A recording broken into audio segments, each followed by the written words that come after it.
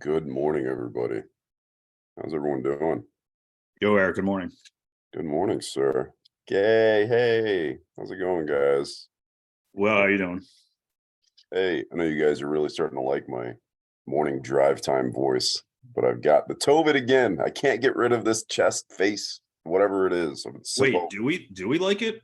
What led you to believe that? I know you do. It's got this like nice calming.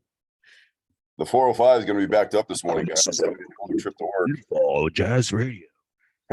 Right. All right. Let's talk about dying today. Okay. All right, let's do it. I was trying to pull up the letter on my phone, so I didn't do that again. I felt terrible. I didn't do really any prep this week. Usually, I'll go through the what I do is I print it out and I have it on my desk, and then I'll look at it throughout the day, and and then I'll talk to my wife about it, talk to my friends about the topic. And this week, I printed it out and I read it a couple times, but I didn't talk to anybody. I just kind of sat in my own rumination. And then this morning, I read it through again, and I realized I usually, like I said, I usually talk to my wife at least about the topic and say, hey, what are your thoughts on it? Because I think it's really interesting to get like a non-stoic perspective on these topics. And this morning, I was just like, we're going to talk about death. And she's like, okay. And I was like, you got anything to talk about? She's like, no. I was like, okay, let's go talk about death then. But this is my perspective on death. I want to give you guys a story. So I've always been fascinated with it. And I remember the first time I saw a dead body, I was a child. It was like they were on the streets, and I remember thinking like where are they at? You ever seen the movie about, I can't think of her name. She was a veterinarian. She was on the spectrum. She was autistic. Um, I cannot remember her name, but she was like really instrumental in developing veterinary science for cows. And there's this movie about her. And there's a scene where they like do the bolt gun in the cow and it kills the cow in like the slaughterhouse. And she freaks out and she's like, "Where'd the cow go?" And it's that same, as soon as I saw that scene, I was like, oh shit, like that's exactly how Temple Grandin. Thank you, Mason. Yes. So that same mentality of like seeing somebody that you saw the day before alive and then seeing them dead. And it was like, where'd they go? Like they were there, now they're not there. Like, where did they go? And that was answered for me a little bit later in life by religion and Christianity specifically, and it made sense. Like after you die, your soul goes to heaven. It's like, oh, okay, they're no longer with us, and that narrative stayed with me forever. And it became that narrative to me was at the time when I was a child. You have to do the best that you can every day in God's eyes, and you live for Him. And for me, that became a very toxic mindset for me because I would try to find ways to skirt the rules, and that's just who I am, right? So I would take Christianity as I wanted it, and my relationship with death was I'm going to do whatever the hell I want to until I'm dead, and then I'll let the ultimate, you know, judgment say what he wants about me. And as people kept dying around me in my youth, and I'd see a lot of overdoses and drug related stuff, it and the way people were talking about death, I got the sense that nobody knew what the hell they were talking about. And that everybody was living their life in this like waiting for something, waiting to die. Like everybody talks about trying to accomplish things in this hopeful mindset of like, I'm going to leave a legacy. I'm going to do this, but I have to do it before I die. And trying to mesh that thought with religion never made sense to me at all. And then going to war, and seeing all kinds of death it didn't make any sense to me applying the Christian principles that I grew up with. And it was, you realize really quickly how fleeting life is and how, I'm not going to say precious it is, but just how fast it can be taken from you. And the really remarkable impression that my early 20s left with me when it came to death was how quickly people move on. If you've ever had somebody that was really close to you that passes in a way that's very tragic, it consumes your thoughts for a very long time, and it's really hard to reconcile their passing and watch the world around you go on, right? And I think that was something that was really poignant for me, was realizing that death it has no bearing on nature. It just has a bearing on your perspective and your reality.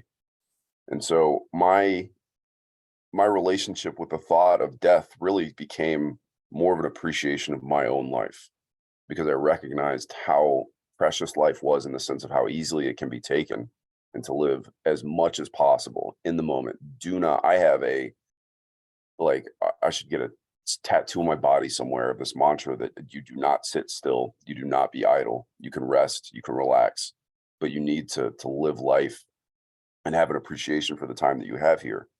But applying stoicism to that, you realize you have to take it one step further, and it's not about just experiencing life and having a gratitude, but it's really more so about not having the fear of death. And that is Seneca's letter. That's all he talks about, is the fear of death, right? And I can't say I ever really had a fear of death, but I certainly had a fear of being forgotten.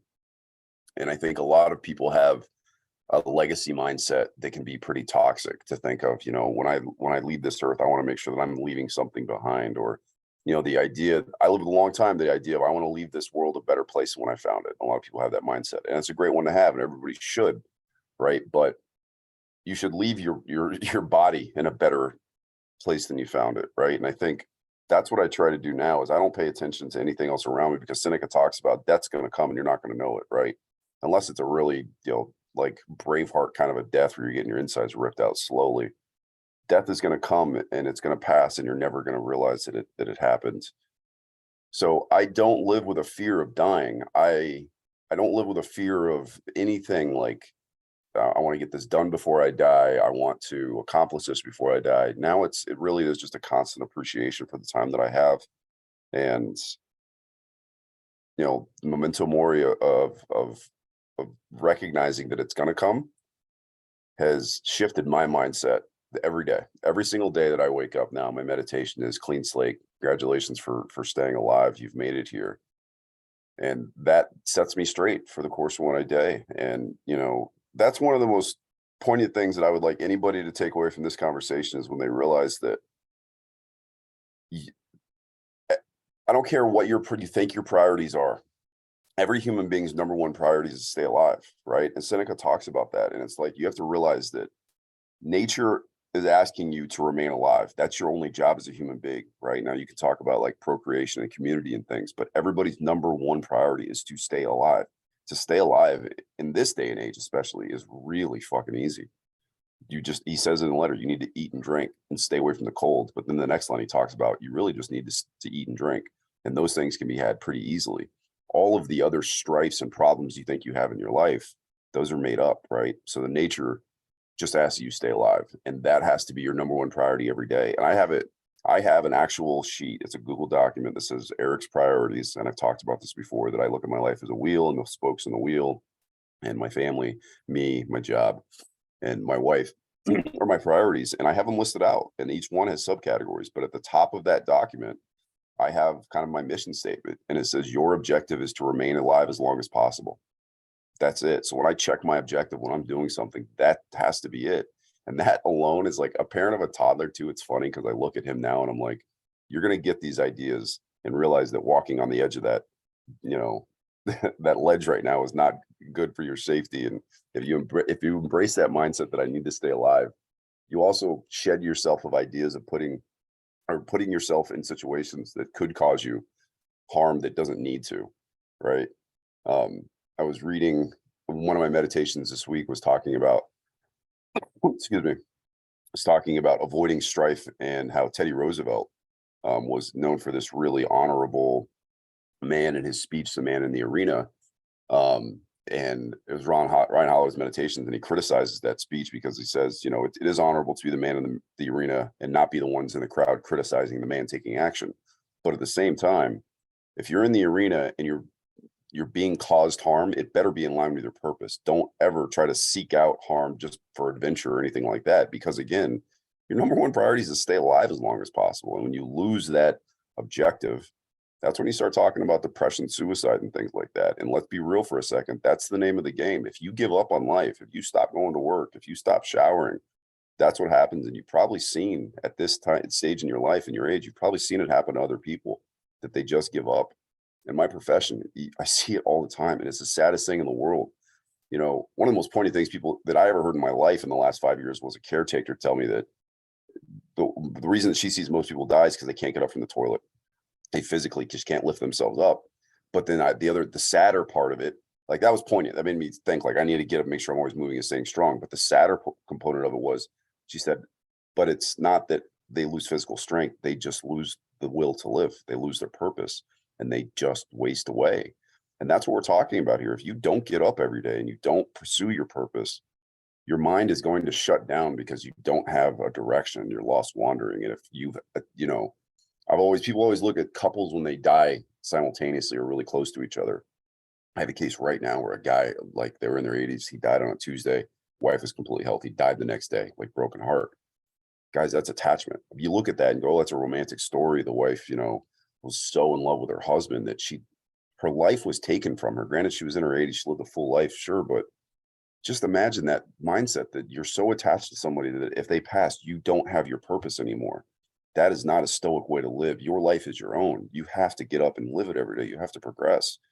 And if you're scared of death, you're scared of anything, you're going to be a slave to that idea and you're not going to be able to accomplish much. Anyway, so those are my thoughts on death and where I'm at with it. And, this is something, again, that I've really I feel like I've mastered. And it's because it's not just Stoicism. It was years of therapy. It was years of, getting in my own head and being around death a lot. I was kind of forced to be comfortable with it, really, losing friends and people that I really enjoyed, and then reading a lot about it too. I'm also fascinated with suicides, Hemingway's and Hunter S. Thompson's and guys like that were really creative and artists. And then later in life, just they felt like their purpose had been fulfilled to a point and didn't have anything else to live for. And like I said, therapy's helped with those kind of things. Like those, I never had suicidal ideations ever in my life. I was just fascinated why somebody would want to take their life. But again, for me, it always comes back to maintaining that purpose and always progressing in a straight line. So those are my thoughts on the topic today. Turn it over to you guys. Rob, what's up, brother? What's up, Eric? Thanks for sharing me. And I actually just watched a very gracious death happen, and it wasn't a death in like the physical sense where like this guy passed away. I'm the way I feel about death is like obviously there's like the physical death, but then there's like the end of like a career or like the closing of a business. Like there's kind of like entity or kind of positional deaths in a way. I volunteer firefight at the firehouse next door to my place, right? So there's this guy, we'll call him Joe, and he's been the assistant. He's been firefighting for like 45 years, and this is like volunteer too. So like there is some income that you make from it, but it's not like enough to sustain like a, paying rent or mortgage or anything. And so he's been firefighting for 45 years. And I think he was the assistant deputy chief for a majority of that. So he's been firefighting for a very long time in a high capacity, and been very like kind of like a pillar of the community type of way. And so he just retired from the assistant deputy chief, and now he's just like a council member. So he helps with kind of like administrative stuff. At least I thought that's what he was going to do. They had like an award dinner, and they do that every year. And they had like a big kind of they paid homage to him. They gave him an award. Both his sons and his wife were there. Both his sons are firefighters. I think the one is actually like a professional firefighter. He drives to Virginia and actually gets paid to firefight, then volunteers up here. So I thought I wouldn't see this guy again, and I was trying to do something technologically for them, and I assumed that like that task would just get passed off to someone else. And so I'm talking to him, and he's like, "No, I'll still help you with this." And I was like, "Oh, okay. I guess it's like a council member thing." I assumed he wouldn't be firefighting at all. And then I get a message saying like, "Oh, we shifted around like everybody's gear. So my locker and everybody else's lockers in different spots. And the way they organize the gear is that all the new guys like me are like really close to each other. And then all the, like the officers and engineers, they're kind of close by, and the chiefs and everything. And so his locker is like 2 over from mine. His stuff is right next to the beginner guys. So we just had a call for a brush fire recently, and he's driving the truck, which you would think is like kind of a high tier guy thing. Like, no, the person who drives the truck is a little bit higher up than the new guys, but the officer sits passenger. They sit shotgun, so they can, they have the iPad there and they're taking the lay of the land. They're talking with the cops and the dispatcher and whoever else. And so I realized that he kind of passed away as far as deputy chief went, and then he kind of reimagined and reincarnated himself as like a intro level firefighter. Now, obviously, he doesn't have intro level skills at all. Like he has way more skills than most firefighters, period. But he kind of had like a really natural reincarnation as far as that goes. And I look at death as kind of like, all right, if your physical body passes, what impact did you make? And then what does that pass on? Because at least physically, it's going to pass on into nature. Like obviously, we kind of alter that by putting us in coffins and then into the ground, or we cremate or whatever. But if somebody was to just die in a forest, the animals would use your body as food, and then the rest of your body would be some form of mulch. So there's be some at least repurposing there, depending on how much diet coke and pizza you ate. The animals might not want to eat you, but there'd be some repurposing there. And just like you said, Eric, the people that can't get themselves off the toilet, they're like, fuck, I can't even like engage my muscles to stand up off the toilet. I've lost all will to live. So what's the point? So this guy did a really good job, I think, of like, okay, I'm not going to be serving as the assistant chief right now, but he's kind of taken a gracious way of passing on the torch in that fashion. So I was really impressed by that, and I felt like it was worth sharing for this meetup. So I love that, man. That's thank you for sharing that. That's such a great story, and I think, aren't you impressed when people die graciously, whether it be like you talk about, like figuratively, or just when people have grace in how they do things, and that not when they don't involve their ego, when they don't involve, outside things. It to me, it's really admirable, and God, I hope I can die gracefully.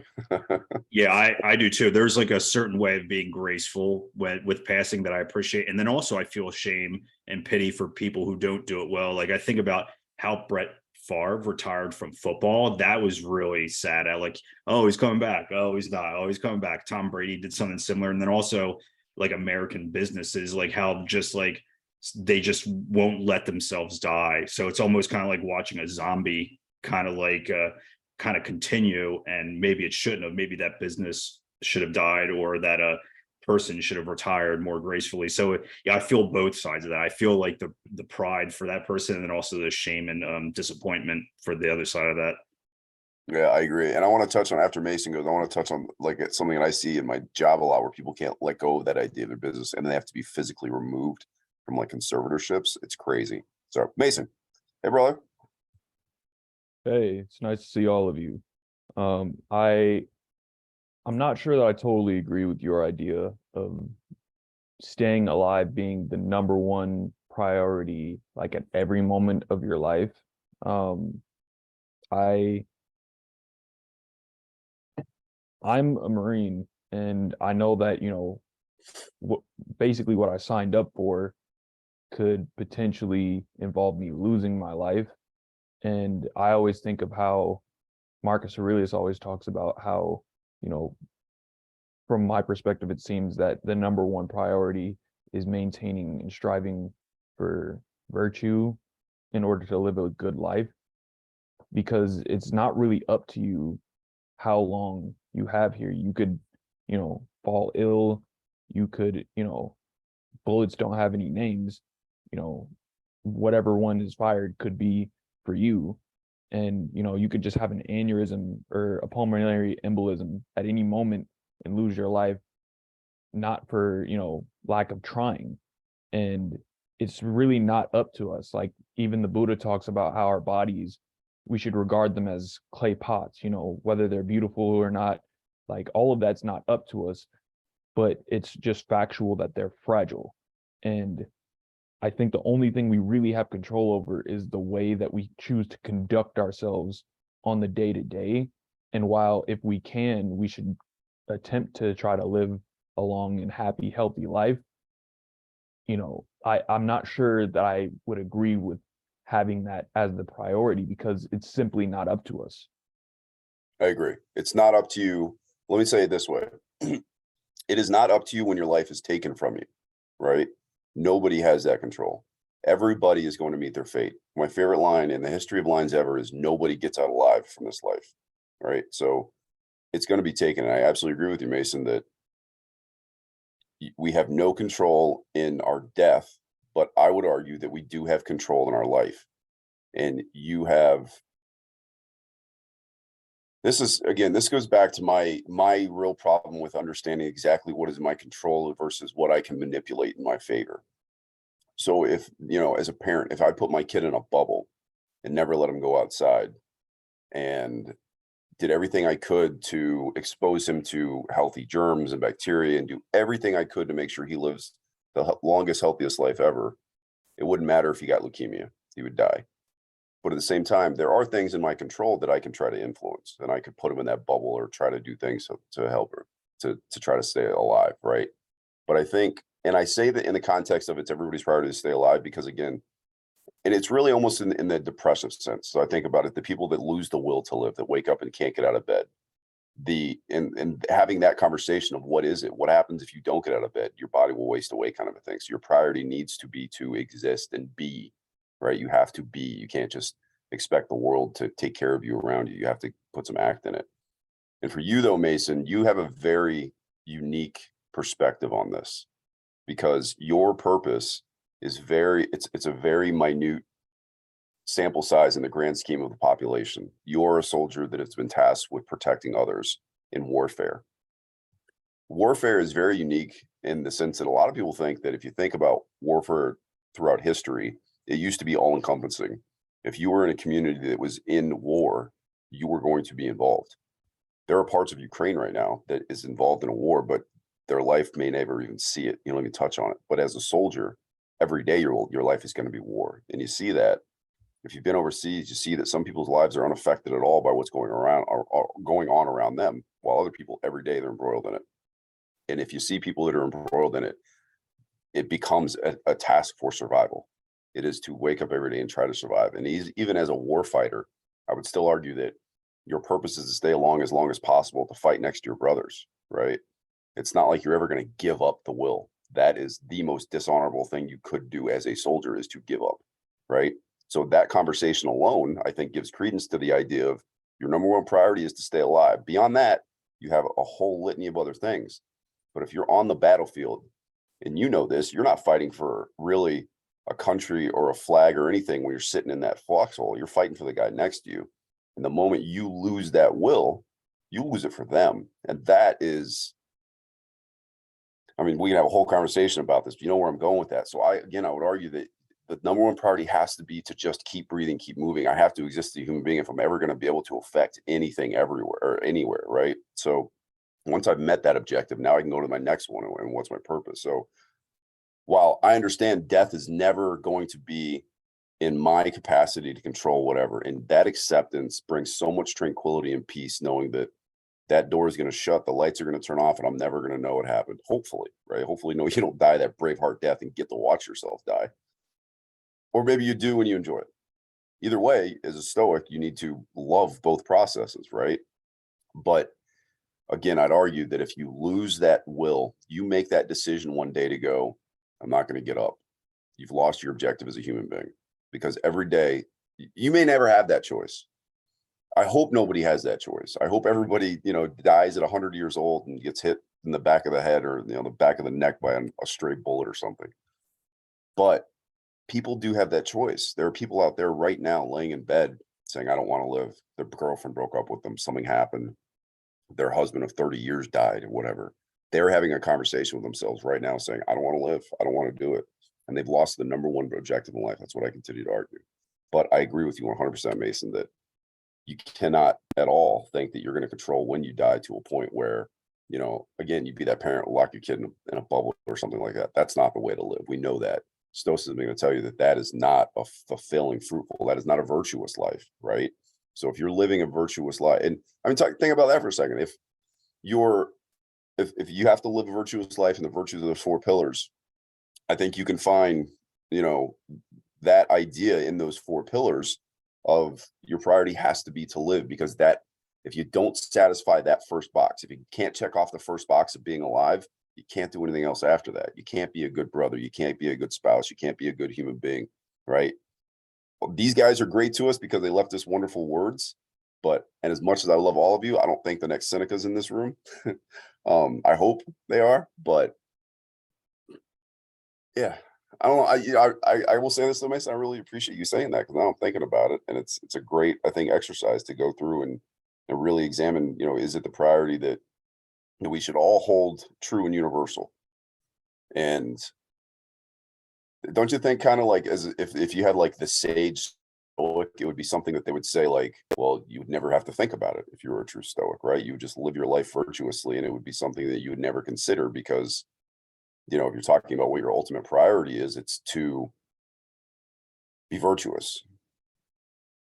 But again, I think in order to be virtuous, you have to be a living being. So I think perhaps it relates back to the dichotomy of control, which William B. Irving has altered into the trichotomy of control, where you have what is within your control, thoughts, deeds, opinions, and what is outside of your control, which happens to be, basically everything. your fate, and ad nauseum, just everything else. But then there are some things that fall into this sort of gray area between those two poles, which could be things like, your life and your choices regarding your health, regarding, where you are in the world, given the options that you have, and taking care of yourself and whatnot. I think that's where I'd probably place staying alive. But in terms of priority, yeah, that's a bit more of a personal decision in terms of where it would be rated, but it is biologically a human imperative, and I'll leave it there. Yeah, I agree. I think I absolutely agree, because you can certainly point to people who said at some point in their life it was their duty to die for a reason, right? So I absolutely agree with you that at some point your objective is going to change, but until that purpose is realigned with, a task to die purposefully, I don't think anybody comes out of the womb with a purpose to die on purpose. I think at some point your trajectory is altered, that it becomes that, and then sure, I think that you could certainly argue that the priority is no longer to lie to live, but possibly die in a way that, whatever. Kamikaze pilot, I don't know. Like, I'm sure you can come up with any sort of, hero type situation where somebody sacrificed themselves to save others. And I think in that very acute, specific thing, you're absolutely going to be right. But anyway, I like what you said about the biology of it too. Eric, I'm going Yay! to tell you, thanks for having me. It's always a pleasure to be here. And when you talk about death, I have a perspective that might be a little different from people, because I had lost my mother at a very young age. And when I say young, I was like just shy of 20, which was very, very young for me, because I wouldn't have never left home and all of that stuff. But I learned that death just comes, like she died of cancer, breast cancer. And I ended up feeling extracted from how everyone at the moment in my 20s, early 20s, were feeling, because they had parents and they could still say, oh, I'm so pissed at my mom or my dad, this and that. And I'd be thinking, oh my God, no matter, even if they were right, I always sided with their parents, because I'm going, they're alive. Like, you don't even get it, but they wouldn't have gotten it. And I knew that very soon after, because I went to Bereavement Foundation and did work there. But I learned that, and I was stoic, and even if I didn't know it. And so I knew that they could not have my perspective. Impossible. And I'm not afraid of death because of my mom passing. And I always say to myself, life is long. Just like death, it feels like, oh, she's gone for a long time. I'm reminded that that long time is my life is long, and it's going to keep going long. So when you said 80 and that was a long life, no, it's young these days. 80, you have to get to 180. Like, we're heading there, like, and as well, when you say that life is what you are trying to always strive for, I totally agree in that sense, that we shouldn't want to commit suicide because, right, it's a question, it's never an answer. Even that might have been indoctrinated because I was in the church growing up, so it would have been, you have to be God-fearing, you can't take your life. But I myself love life so much that I will continue. And you continue when you said, Mason, about the Buddhist and the clay pots.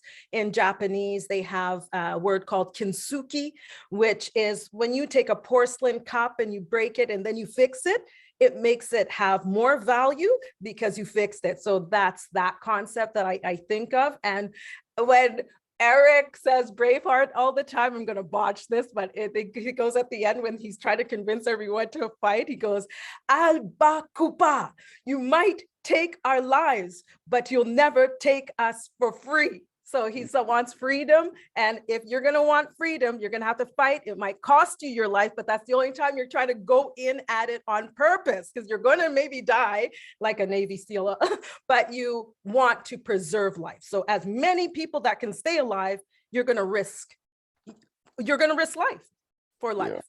So it's double-edged sword. It's death has been, again, I feel like I've mastered this only because from a young age, I remember looking at people when they would die. And if you guys, were you around any like friends or anything that died when you were younger and like had that sense of like, where'd they go or anything? I think as a kid, it's like, I didn't see it as trauma. And it was really kind of a stoic mindset that I had, because everybody's like, you see, I had one of my really good friends when I was like 8 or 9, got hit by a car and died. And like seeing his family just in tears for weeks, his sister just distraught. And me, I'm looking at everybody looking around like it already happened. Why are we crying? Like I wasn't there. I wish I was there when it happened to like be with him or something, but it already happened. And I was like, that passed, that moment. So like, and you guys, I would hear a lot, like, I'm in so much pain. And I'm like, he's the one that fucking got hit by the car. Like, what are you in pain for? Like, it happened already. Like, you miss him. And I thought like, well, he's not here. Like, yeah, I miss that he's not here and trying to understand that. But seeing those reactions and seeing how people got so distraught. And look, I'm a parent, and if I was if my child lost, I would obviously be upset. But I remember just having that mindset of like, the act that you guys are calling painful happened days, weeks ago, and you're still consumed by it. And I think we have to live on. We have to go on with our lives here. And I come across in my life people like that never live again. Somebody close to them is taken, and they rely on that. That becomes their identity. Like you said, Gay. People say, I've had friends that you'll be in a social setting or something, they lose a parent recently, and then somebody says like, oh, I don't want to talk to my mom, and you get the flashback of, well, at least you have a mom, kind of a thing. And it's like, okay, you need to realize.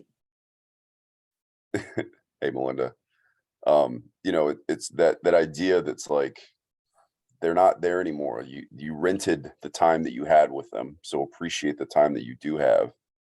But the idea that the death that happened is so quick, unless I will say this though, like in my profession, watching people die all the time, cancer is just fuck cancer, man. Like watching people die that slowly, the emotional, like that, I hope I don't die that way. I hope nobody I know dies that way. Like to watch somebody even gracefully it's painful. I would probably be a huge proponent of euthanization at that point, because watching somebody that die of cancer in a very slow, painful way is, to me, it's not humane, really. But now too, Eric, that you said that it was a time that it's easy to live life, because it's so much easier than back in the day. But we can speak to the dead because we're stoic, right? We already read all our stoic icons, right? So we're constantly getting their information. So they're dead, but we're still getting what they were trying to say. So we have to write down and continue to pass that on to our children. And so they'll have a conversation with us, like leave them a conversation. We can do that now. It's easy. But why do we revere these people? I feel like Seneca could have been Ralph if he didn't like working out so much. It's like, I feel like I could be Marcus Aurelius if I was born in different circumstances. I feel like these thoughts, these people wrote down, do that to the English language again. But these thoughts and these ideas and these letters these people wrote down 30 or 2,000 years ago, they're ideas that they had that we still have as human beings. Like, there's nothing to me real novel about these. These are thoughts and ideas that everybody has. It's not like we had a Buddha that came forth or a Jesus and said, hey, I'm going to give you guys this wisdom that you never knew was there. These thoughts and ideas are there for every generation, every human being going forward. I feel like if we lost every bit of knowledge in this world right now, all the writings, everything was gone and just disappeared. We had some kind of weird nuclear holocaust, and all that was left after that holocaust was human beings naked, scared, and cold. Within 100 years, we're going to have writings again like this. That's my belief, because it's just these ideas that people come to in their experiences. As they experience things, they go, there's got to be a better way to go about this. There's got to be a better way to deal with struggle. There's got to be a more graceful way to deal with strife and death. And then somebody's going to write about it. And it just so happens that these dead guys did it at that time. They saved the letters. Because you don't know about the Seneca that never had a pin in jail, but still had better thoughts than him, right? So I've always thought it really fun to have conversations with people that revere dead people. Because while they certainly leave us things that can help us in a tool-like fashion better our lives now, I'm still of the belief that we inherently have that in ourselves. And if you study long enough and deep enough and put in the work, you're going to bring it out yourself. So again, if Ralph would quit doing barbell curls and start reading more often and talking to more people, he could be the next Seneca kind of thing, But, and it's like, how do you reconcile that idea of loving Seneca, but then yourself, like understanding that you can't have the idea that you're going to leave a legacy? That's one thing I struggled with a long time, is like, I want to leave this world better than I found it. I want to make sure I'm leaving money for my kids or property for my kids and ideas. I'd love to write a book and tell people how they're doing humanity wrong. And I have the playbook that'll make it work, kind of a thing, like a social Marxist in some way. Like, guys, I've seen the world and how it's operating and it's not great. Here's how you should do it. Like, that's such an egocentric statement to think that anybody has the power or belief to fix anything. And leave it when they leave, that people are going to look back and go, oh my gosh, that person was right. We wish they were still around. That's such a stupid argument to have. And I did it for a long time. I had that before I was a parent. I remember thinking that, like, I need to have kids, so I leave that legacy. And I can, I'm on my deathbed going, God, I did something. It was, all of this was worth it, kind of a thing, right? Like that to me is such a toxic mindset, to think like this was all worth it. All this strife was worth it. The strife and struggle is not worth it. The strife and struggle is life. And if you can't But love the Stoics, aren't they actually teaching you a way of thinking opposed to do this, do that? They're letting you understand how to think, where people will come across things and they just will not try to reason it out. There's no discernment. They don't know how to use the brain. That's an organ that they're saying. They leave it on default or whatever. But Stoicism tells you, well, you have to think this out. You can't just, whatever you tell me, I'm going to go with. No, you need to put some thought into it. You need to put some effort and work into it and figure it out. You don't accept anything just because you said it. I've had this thing, and check your objective. And I say it to my paralegal. I say it to everybody, like, what's the objective here? Check your objective. And it's interesting to watch people's responses, because if they haven't done the examination, they haven't developed a mindset of why they're doing what they're doing, they flounder in their answer. And it's like, what are you talking about? You can't explain to me what you're supposed to be doing right now, So I absolutely agree with you. Mason, spit some wisdom to me, man. So in relation to what you were speaking of in terms of the holding the ideas and revering the ideas of dead figures from history, what came to my mind was when Zeno was in Athens, he was told, if you learn to speak with the dead, then you'll become wise. I think it relates back to this idea of how a lot of times you may look around and not be particularly impressed with like your contemporaries and whatnot. And if you look into history and see things that have made it through the passage of time, because so much has been lost just to time, if these ideas have made it through history for this long, then you kind of know to some extent they probably have some sort of utility. We don't really tend to keep things around that are particularly that are useless. So I think that messing with these ideas and conversing with these individuals over through this vast gulf shows us that they're pointing us in a particular direction, which could be of benefit to us, whether on an individual level or societal. And that's one reason why I think it's good to,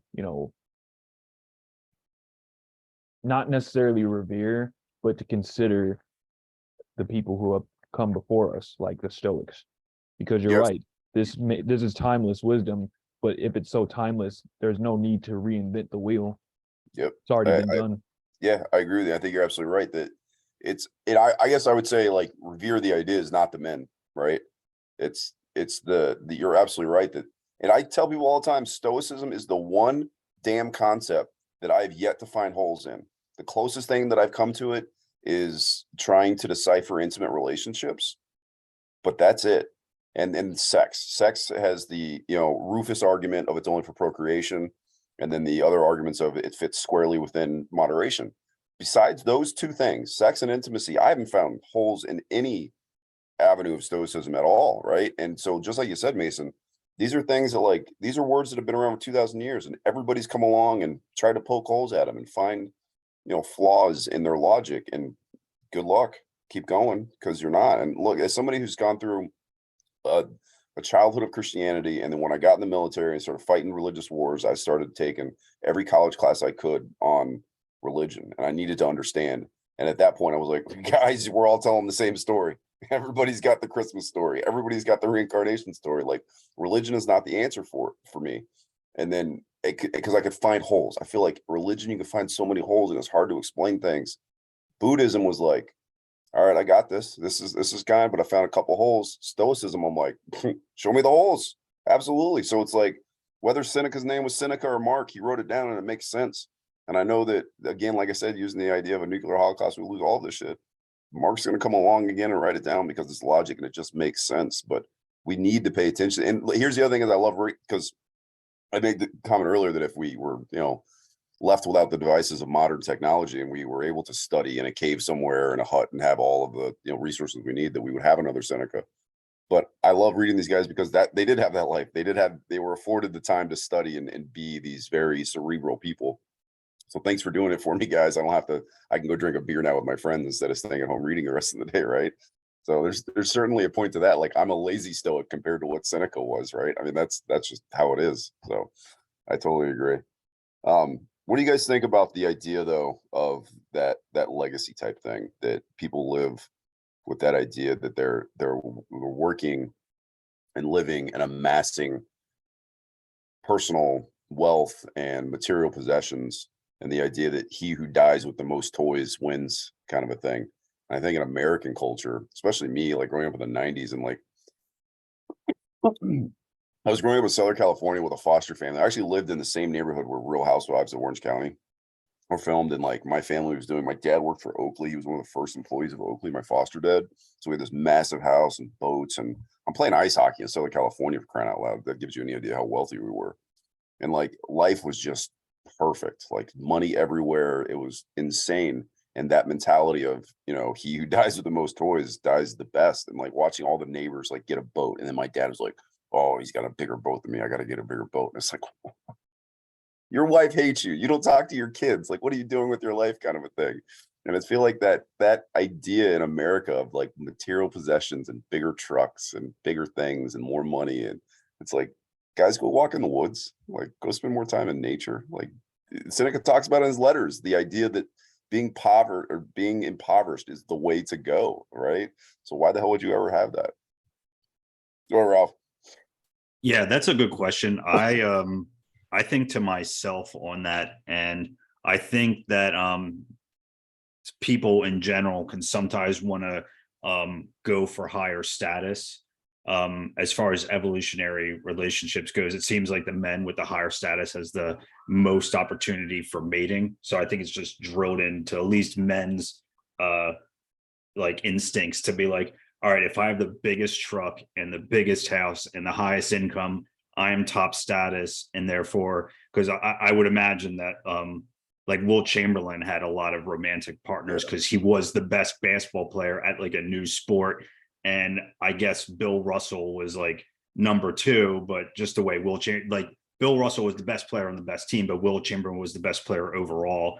And I think there's that individuality of that people chase. And as far as legacy goes, I mean, it seems like you really can't control your legacy. Like, people who really can't control their legacy. Like, I think you can be like, have some notoriety just in the humble sense that you were like famous, especially with like the internet.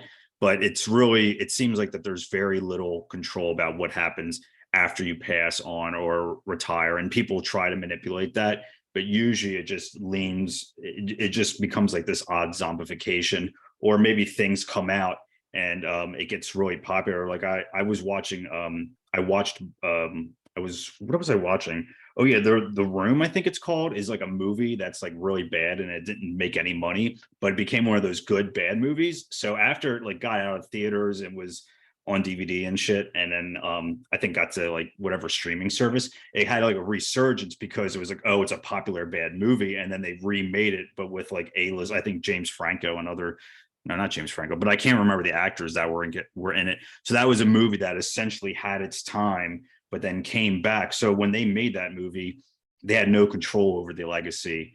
So I think, and I'm reading through these letters right now. You try to just live your life in the moment where you can, and then past that, it's just like in a way almost up to chance. And there is like some things I guess one could potentially influence, but really it's not up to you. It's kind of like going back to Will Chamberlain, a basketball player. Like if he shoots the basketball and his form is perfect, and for all intents and purposes and physics related, that ball is going to go and swish through the net. If a fucking meteor crashes through the arena and destroys the hoop, it doesn't matter that he shot his shot perfectly. Like the hoop's not there anymore. So not only is he not going to get 2 points, but obviously like a meteor crashed through the fucking arena. So like the legacy of what happened after he made his best effort to take that shot, but what happens to the basketball and the hoop and even to him after the fact is almost up to chance in a way. So do you worry about that?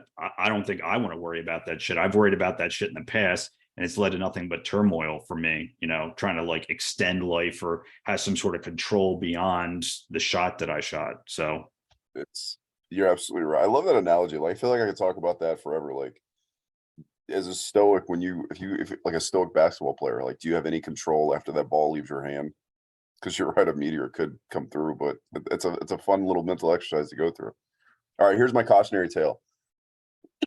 I can't name names, but I can tell you this story. I had a client. A woman calls me and says, my dad's, I think in his 70s, owns this company. He's a third tier automotive supplier in Detroit.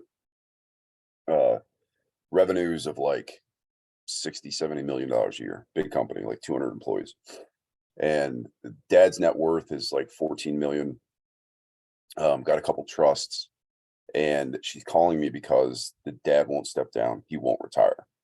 And he had made a decision like 2 days before that to sell a subsidiary of the company, and took that money and bought a condo for a 23-year-old prostitute in Costa Rica.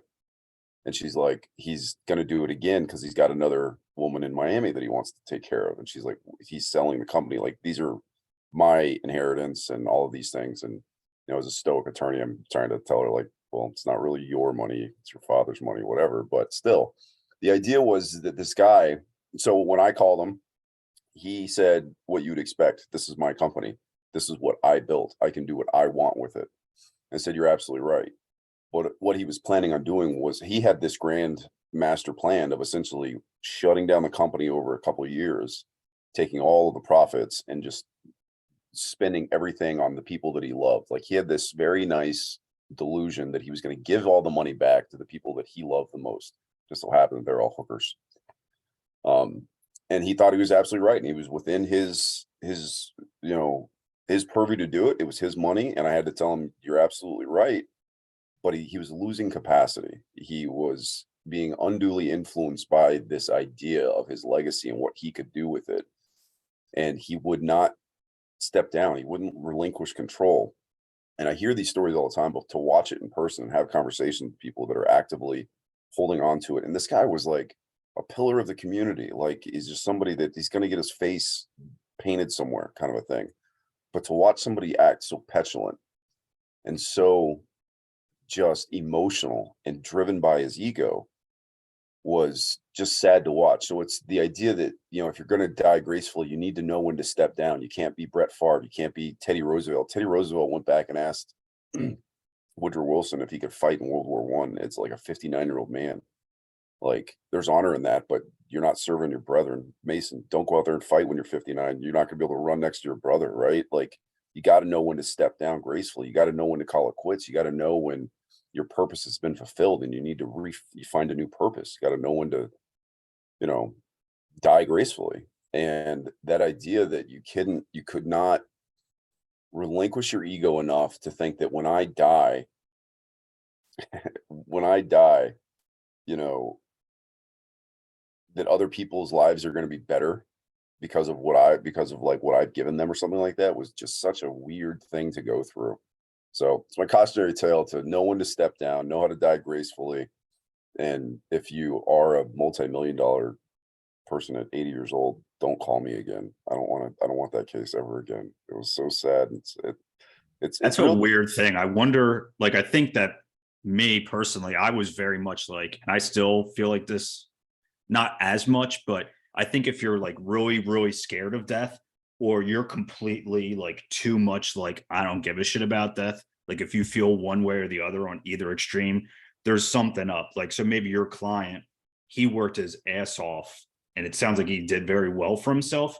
So if he's trying to buy condos for hookers at exotic locations, he had some lack of balance in his life potentially where like he worked way too hard. And if he has a for-profit company, I don't know what this company does, and I know you probably can't tell me because if it's a big company, a It few was a Google die. I can tell searches. you, it was a die cast thing. They made like little like nuts and bolts for cars. They Oh, just okay. cat. Okay, so he's kind of supporting an industry that doesn't necessarily have people's best will in mind necessarily, right? So if he's making a lot of money on that, potentially he could feel like, all right, I didn't have enough fun with my life, and maybe I didn't do enough for like humanity. So in his mind, he's maybe like doing it like that, like I'm going to buy condos for these people that I love. And maybe his idea of love is a little fucked up because he just buries his head in his company. You know, he's just diving in 12 hours a day, 5 days a week, 6 days a week. And then I think if you, and I've been here, if you don't give a shit about life or death at all, that's where kind of like this nihilism pops up. And then really the same type of behaviors can come out, just like these really odd decisions can happen that are not necessarily in anybody's best interest. Because me, just like as an outsider listening to your story, yeah, it's kind of cool to have like a girl in Miami just fly down and hang out the condo, but just you buy the condo, but you're hoping that she's going to keep the place nice and tidy if it's still there. And then like you're just going to have like what, a sex romp and like, you know, vodka party with this girl. And that she might, she's going to have her clients there and it's going to be a fucking, you know, nightmare possibly. Like there's that, you know, you shoot your shot, but he's trying to control what the basketball does while it's still in the air. He's got like fucking fans set up and he's trying to funnel it into the net. You know, he's trying to manipulate reality. And I don't know, I feel like that way about that if you think death is anything other than like a biological turnover, and you're really scared of it, or really like, wow, this is like nothing type thing, I think just, and that just goes with anything in life, I guess, is you examine it for what it is realistically, and then try not to have any emotions about it, just like many other stoic things that we're looking at. So yeah, something's up with your client. Maybe he didn't think he had enough fun. And I guess if I was in that position, yeah, I'm gonna buy Cinderella a fucking condo in Amsterdam. I guess, I don't know. It's if you've ever been around super wealthy, egocentric people, it's a whole different world. It's crazy. Like coming from somebody like I, grew up on the streets, and then like I got into the kind of like corporate arena. I was general counsel of like this big company, and like I sat at those meetings and sat at the table with super wealthy people, and they just have a mindset that like, as a practicing, follower of Stoicism, I'm like, fucking ego in this room is out of control. It's just greed and ego, and there's no humanity. But anyway, all right, Mason. Forgive me if I'm a bit more gregarious than usual today, but death, it's a topic near and dear to my heart. But when it comes to that, forgive me if I'm a bit personal here, but I've like a few months back, I was informed that I've potentially been removed from one of my family members' wills for not holding the same religious convictions. And at first I was kind of upset, and then I had to realize, it's not my money. It's not my, I didn't work for any of it. I'm not really entitled to it. This is just a person who happens to share a few more genes with me than you do, Eric. So I have to really put that in perspective and be like, I intend to be a self-sufficient individual. There's no reason for me to be upset about this. For whatever reason, they have this criterion. I don't meet it, I sort of just have to, act with as much grace as I can in this situation. And I feel like it's kind of applicable to that client that you had. Ultimately what he was doing, perhaps it wasn't the wisest decision, but he's really entitled to do whatever he wants with it.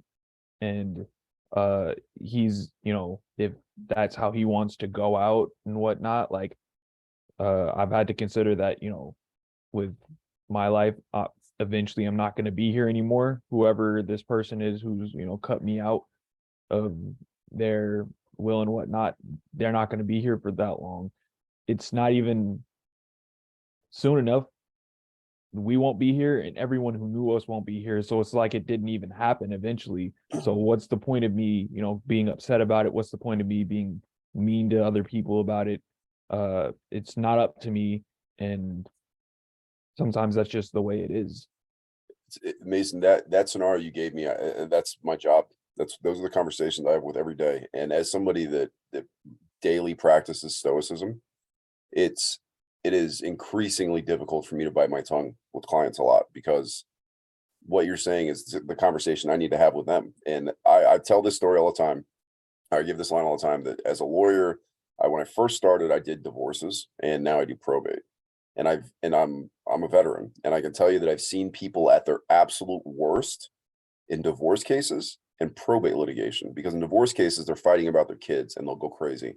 And I agree with that. If you try to take my kid, my wife is like, she's going to banging the pool boy, and then she's going to take my son with her. Like, I'm going to die in that fight. I'm going to do everything I can to keep my kid right. So I get it. But then the other part of it is probate litigation. And just like you said, these people feel entitled. Take somebody that has a self-interest to preserve and they feel entitled to other people's money, they're going to start spending it before that person's dead. And then when you tell them, oh, by the way, you're not getting what you think you did, watch the world crumble. And as somebody that practices Stoicism, I'm like, this is the poster child for why you need Stoicism. You are a slave to an idea and a concept that is not enriching your life. This is your life. That person died. They had their life. These are their fruits. Congratulations, you're going to get some because they're, you share more genes than anybody else. But you are setting yourself up for just the most toxic, devastating fall ever when you realize that there is not happiness in that money. That money is not going to solve your problems. That money is not going to make your life any better. That money can certainly be something that can help you if you use it correctly. But if you think that anybody else's success or anything they've done in your life can transfer to you, it's non-transferable. It's not happening. That assigning that happiness that they got from their life and whatever benefit they derived from the money they earned and they lived their life. I don't care if you had the most graceful death ever. Let's say Buffett stays in his house in Omaha and dies in that house in the most gracious way possible. And everybody's like, oh my God, Warren Buffett, you did life right. That doesn't transfer to his kids. When they get his money, they're not automatically going to assume that happiness. They have to go out and put the work in. And guess what? If you want to live like Buffett, you're not spending that money. So even want to talk about a fun dichotomy in the world of being Warren Buffett's kid when you get an inheritance, right? You're almost set up for failure if you don't take care of it right. And you look at people that win the lottery. And I've always had this idea, like, if I won the lottery, I would love to stay in my job and donate fucking all of it to some charity. If I was the guy that had the company of my client, I would love to donate all that money to somebody, and that would be my legacy. But yeah, the idea that you have that entitlement to somebody else's happiness is such a fucking, and I do it every day, guys. And it's like, I want to have these conversations. Like, I want to invite my clients to these meetings. Like, you need this as part of your healing process and your plan to go forward with this money. Because I write checks for people of like 6 and 7 figures sometimes, and I'm like, you're going to go spend the next 4 days in a casino, and you might be dead by the end of the week, right? Because you don't have, number one, the financial maturity to know what to do with this money, but two, you have a mindset that this is your happiness, that having that potential is automatically happiness. And that can be happiness, certainly, but you've got to put work into it. Ralph. Yeah, I wanted to jump in on that because I don't know if for a fact this will happen to me, but I have a similar situation to Mason. There's no religious tie-ins, but I have a narcissist father, and we had a blowout on Christmas. So if he has control of whatever money that he's talked to me about, like inheritance and shit like that, I might not be entitled to that, but I have the same idea that Mason does. Like, I'm not, it's his money. He's going to do what he wants with it, blah, blah, blah. But I did want to bring something up that, like you said, Eric, money and financial investments, they're like tools, right? And so I think that's potentially an issue with society, is that there's these people that may have accumulated wealth and real estate, and they're close to death, and they're having all these emotional things. And honestly, talking about what I'm about to say makes me feel a little bit emotional. So you guys might feel the same way, but I'll contend that you have the money and technically it's your property, but I don't think that gives you the right necessarily to do what you want with it. And because I think that the way society is set up in the West is a little fucked up. Like, today is one of the biggest sporting events on the planet. And you look at like all these athletes getting paid a lot of money, yet a teacher or someone who provides utility salary, like a first responder or something like that, gets paid way, way, way, way less.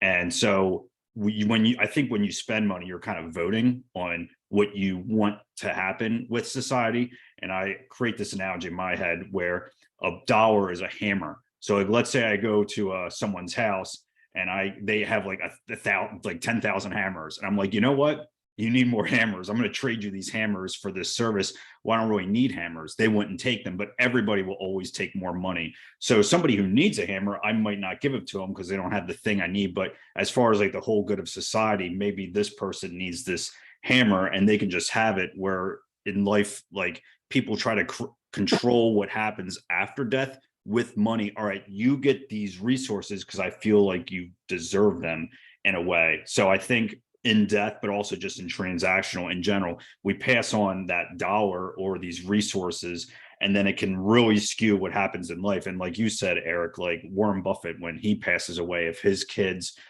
get any type of inheritance whatsoever, that is a tremendous amount of money.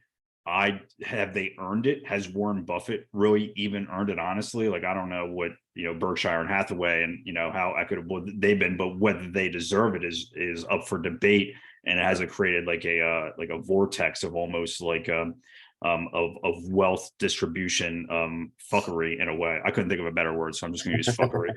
So I wanted to throw that out there, but there's definitely, and I think that's why people get emotional with that. It's like this resource. I'm going to give you this resource because you gave me some feelings that I'm about to pass on. But there's a lot of negative and fucked up feelings in relation to that, unfortunately. Yeah, it's, well, and the other thing I have to mention is Buffett, I think, signed that giving pledge too. I think he and Bloomberg and Gates and that really kind of altruistic, they're going to give all their money away when they die, kind of a thing. So their kids may not be as happy as they might be. But that I agree with you, and I think we all realize that Ralph's now a communist. But I agree with you in the sense that, I look at how I'm not a homeowner. I'm 41 years old and I still rent because of my fucking law school debt, right? So I look at these houses all the time. I'm like, oh, I should be a homeowner. But I like these people that I see that create their homes like it's their own, and it's like you realize that when you die, and I see it, like that home is not yours. It's going to go to somebody else. Like that's not yours. Don't think that your legacy is going to be in a home. And I look at these people that like do really intricate things to their home while they're alive, and I'm like, that can't be sold, right? Like, you can't put a mural of yourself above your bed and like into the wall that can't be removed. I'm like, we're gonna have to tear down that wall to sell this house. But it's everything. I love history. I know, Ralph, I know you're a student of history too, and I love looking at things and looking at other cultures and realizing that property ownership in human civilization has been such a topic that has not been handled properly. Like, marriage is the result of property, right? And it's because the idea that men wanted to know that they were passing down to their lineage, so they needed to have their wives as property. And as humans, the wealth that we try to get, and the American dream, this is what I was trying to get to. The American dream. What is the American dream? And that's what I was as a kid of the 80s and 90s. Like, that's what you're sold. Like, you can do anything you want. The American dream is wealth. Like, how is that a dream? How is that happiness? How is, like, you see the American dream and it's, a house and 2 kids and a car and a job in the suburbs, or a job and you're living in the suburbs. And it's like, that you think that's real happiness? Like, what if you grew up in the slums in India? Is that you cannot have a dream of happiness either? Like, it doesn't take material possessions to be wealthy. And if you're approaching that idea as in death, and I have to get all the material possessions before I die, and that's success, like it's a game, like you get to a dollar figure and then you can die happy kind of a thing. Like you gotta get rid of that. So there was another question I had in my head, but I can't come up with it. Can I say something to Please. Mason though too? You know, my mom, before she passed, she changed her will last minute, wrote myself out of it and wrote my brother out of it and left everything to my daughter. I was a young mom. And so inadvertently, obviously it was split between my daughter and I, because during her raising her, I was always given an allowance for my daughter. So it was like, oh yeah, new computer, new blah, blah. So it was almost like, you know, it's like she gave it to just us two, but it wasn't. It was for my daughter. And by the time she was like 21, the entire estate was given to her. Now, let me tell you, so just so you understand that you are best being the exact way you are, never change. It's best to be stoic. When my daughter got her will, she was in an abusive relationship, and with the boyfriend and the parents walked her to the lawyers to have her the inheritance signed over to her, and in that same meeting she signed it over to that family. So I'm like, what? So I had a harder time with that. I really had to pull on my stoicism strings, and it wasn't easy. It was years of healing on my behalf, and just like going in solitude for 31 days where I just slept and wept. And I journaled and I wrote a one-woman play about it, but it was not, I wasn't happy. I wasn't happy. And yet I'm stoic, but I was going, what? How come these guys are taking it? But Yeah. I will say this about wills and stuff like that. I think if you have kids, you should have a will, but if you don't do it. Like, the humans have created laws of intestate succession. They're going to take care of your stuff as it goes. So I'll probably be the first probate lawyer in America to tell you, like, and I don't care how much money you have. Honestly, I don't care if you have millions and millions of dollars. If you don't have kids, don't worry about it. Like, the law's going to take care of your stuff. But if you do have kids, this is deadly serious. If you have kids, go get a damn will, only for the guardianship provisions. And Mason, this applies. I got a great story for you.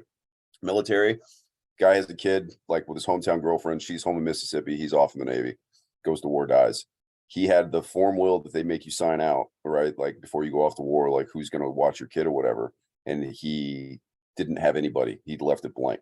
So when you know, he still has an interest in his daughter. So whoever in his family wants to be the guardian for his daughter, even though his wife was still there, his ex was still there. His ex dies. She got some money from his life insurance, and she died within like 2 months. So now this daughter, who's like, I think 4, there was nobody in a will anywhere. And the guy's sister came forward, and he got a bunch of money from the life insurance. And it was like $500,000 or $600,000. And his sister came forward. His sister was like 22 years old. She was the first one to get to court and said, I'll watch his daughter. This is my niece. I'll watch her. Well, she became guardian and conservator. So she got the money and the child. Within 6 months, the money was gone. And that child was taken back. So she had college paid for her. She had all of this stuff paid for her. So if you don't direct in a piece of paper who gets to watch your children, the courts will let whoever comes forward in your family first. Family is always first. So, like, I got a 25-year-old sister, and I have a very sizable life insurance policy. If I die, she is not getting that money to watch my kid if I die. So put it on paper. Who's going to watch your kids? So that's it. The rest of your money, let it fucking go. Don't worry about it. And all the stuff that you guys are talking about with, like, you know, I was written out of a will, that's gone. You tell your kids, like, you're all getting the same. I don't care. You guys go fight about it after I'm dead. And that's going to be your true test of who you are as a moral character, like, whether you care or not. Because it's like, you are your own person. You have to create your own happiness. Do not rely on anybody else's success, wealth, anything. This is your life to live. That's the American dream. That's the earth dream for human beings. You get to do whatever the hell you want. Well, find your own happiness and don't rely on other people. So there's my sage wisdom for the day, guys. Yeah, money's kind of a fucking pain in the ass. Like, I just, like, an analogy, I thought, like, obviously it's like tax season. If you have like interest income or like assets like stocks, or if you have like real estate, the type of tax return you have to file is like completely different because of that stupid bullshit. So yeah, they might be earning you money and you get to do a fancier vacation or more vacations throughout the year, but needing vacations and material things to keep you happy is why do you need that? Why do you need that stuff to do that? And why do you need more of that? Like, how come you just can't go to a local park and then just relax on a bench? Why do you have to fly to the Maldives? Well, And which is a pain. Actually, I looked in that vacation. That's a fucking pain in the ass if you want to book that vacation. Yeah, it's cool and it'll be sick for your Instagram story if you're into that type of thing. But what a tremendous fucking pain in the ass. You got to fly in and then take like a charter plane. And then, yeah, you're only there for a finite time anyway. Like, I think if you want to, you'll be miserable on that vacation if you can think of enough good reasons. So I would imagine just living a fruitful life with purpose and not being so concerned with money and what happens after you die, and then serving utility to society is more important than any anxiety or depression you could have about your death. Money is a tool. Don't let it be anything more than just that. We as humans are programmed evolutionarily to compete and to strive and to compare. And we live in a world where most of these things are no longer necessary or necessary on the same level as they were on the plains of the African savannah. Don't let your biology trick you into thinking that money is anything more than what it is, or that, you know, social approval or anything else is anything more than what it is. You're absolutely right. I've never had more money in my life right now, and I can tell you that no idea how much is in my bank account. I have no idea. Like, I don't worry about money at all. Certainly, there's something to be said about having money to pay your bills and not have, you know, stresses of trying to choose between buying my kid lunch or keeping the lights on. That's different. But, and you know, I've always bought into the idea. I think it's $75,000 in America right now. If you make that, that's all you need. You will be as happy as you want. And you know, I remember when I got to that point, I was like, I don't feel it. Like, I still feel broke. I still have all these bills. I still have student debt. Who the hell thought that $75,000? And all it was a change of mindset. I changed my mindset. I go, you know what? I don't need money. I don't need money to hold on to buy the things. I'll buy my happiness with my time and how I spend it and the people that I choose to spend it with and what I'm engaged with. And if I'm spending my money to go to a bar or take trips just to have fun, it's not going to bring me happiness. If I take trips to experience things and expand my horizons and meet people and connect with them, that'll make me happy. But I mean, look, if you want to give me a private plane to the Maldives, I'll probably find some fun and utility in that, certainly. But yeah, being around those rich people, guys, and seeing how they spend money, there was no happiness there. Absolutely not. All right, I got a question for you guys. So if you won the lottery today, one of those big fucking jackpots, like $1.3 billion, right? What are you guys doing with it? Practitioners of Stoicism, what are you doing with the money? How are you living your life? I'm doing fucking absolutely nothing. I actually was thinking about this recently. I would do what I need to, I guess, to get the money into my account or whatever. But I would take a full month to think about it and not tell anybody, because I want my emotions to process it. And I want to use wise mind, right? So I want to use my emotions, see what comes up, and then anger, like happiness, whatever. And then acknowledge that logically. And then I would still go to work and do both jobs and volunteer and shit. And then just see what would happen with that. And then maybe after a month or so, then reanalyze it. And then probably would see like an accountant too, maybe. I don't know. I might not even do that, but I would just sit on it and wait and just let my body process it, kind of like going to Taco Bell and eating something from Taco Bell and letting my body digest it. I would have that kind of like pump the brakes type feel. I ain't buying no sports car. Mm. I should. Okay. That's a good approach. Gay, what are you doing? I think I would as well not tell anyone, just because I would continue my life as I am. I pretty much do what I want, and I would just keep doing that. And as well, just wanting to add one thing about money, because I know you're in the States, Eric, and maybe all of you are, but I'm in Canada. And so we have a very social country. So I know the Americans are like very capitalistic and it's money, money, money. Well, here too, it's money, money, money, but we have our healthcare paid for, a lot of things like that paid for. So what I consider valuable to our society in what we do would be our organs, and organ donation not being a choice. So Ralph talked about, oh, this basketball player, this person makes all this money, but the first responder makes less. Hey, I'm an athlete. I'm saying, yeah, I wish I could do enough to get that. And I'm still striving for it because I'm master's athlete. So yeah, I need the bucks for it.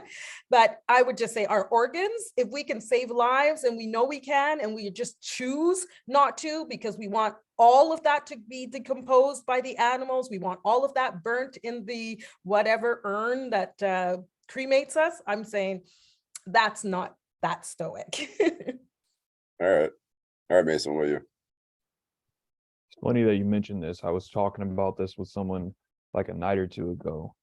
I think that Ralph's idea of not telling anyone and putting it somewhere and just meditating on it for some time without touching it, that's a really wise idea. I think I'd like to implement that. I might go longer than 6 months on that one, but if I had to spend it like in that moment, I'd probably put aside 10% of whatever the amount is, and maybe that is, stuff that I could spend somewhat more frivolously, but most of that is probably going towards, debt. And if anything is left on that, I'm throwing that straight into the stock market on assets and index funds, but like 90% of it is probably going into trust and index funds and whatnot, and I'll probably just sit on it and just live my life more or less as I do now. Yeah. But I wouldn't sell a soul until I absolutely had to. Yeah, I'm with you guys. I wouldn't tell anybody. I would if I've thought about this a lot. I would be one of those guys you hear about leaving like $10,000 tips all around the country. I would live my life normally, but every time we go out on a trip, and we take trips pretty often, like little weekend trips to different cities. I love going to new cities, like finding small little towns, just experiencing the diners and the show or something. But like I would leave like $5,000 or $10,000 tips, and like in a way that like nobody knew it was me, kind of a thing. Like that, I've always thought that was really cool, and like to know that person's out there still, like traveling around, just dropping 10 G's on people, like just making people's lives awesome. I think that's cool. But damn it, I keep this thought that oh yeah, Mason, does that rule still exist in the military that if you would like have that, if you come into a large amount of assets, they like force you to retire? So I'm not sure that force is the proper word. I know with the US Marine Corps, they do have a policy where you can buy yourself out of a contract for Okay. the same amount as your life insurance policy. So Okay. that's something they want to do because I guess whoever's won the lottery or run into a large amount of money, it's caused a lot of problems with them. So I think they just let you out Yeah. to go and cause chaos in the world. Yeah, I remember when I was in, I remember I heard a story about some guy like got a big inheritance or something like that, and then he wasn't there. And I was like, "What happened?" Like they forced him to retire because he gave him all this money. I was like, "Wait, that's a thing?" Like I heard that somewhere, but then it actually happened. I was like, "Oh shit!" Like that's a It's But real what not- happens? I don't know what you mean happens. It's Right, not so conducive to good order and discipline. yeah. So if you're most people in the military don't come from a ton of money, right? They don't have the motivation to be there for money. Nobody joins. I mean, some people join the military for money because they need a job and they're like support people. But if you're infantry, you're going to fight wars. Your motivation is altruism. You're fighting for the guy next to you.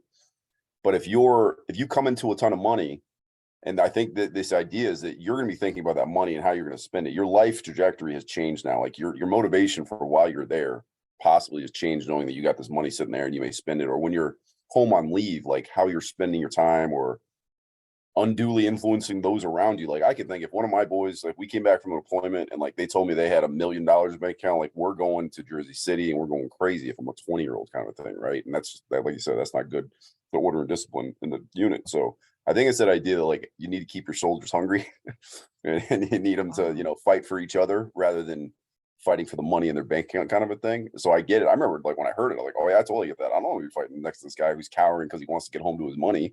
Right. So yeah, I was just curious if that was still a thing. Wow. But yeah. All right. So go live your lives, guys. Don't be scared of death. It's gonna come. I hope it's not painful. But and if you have kids, go get a will. Those are my life lessons for the day. All right. Thanks for the call today, man. This was good. I'm Thank glad I talked to you guys on this.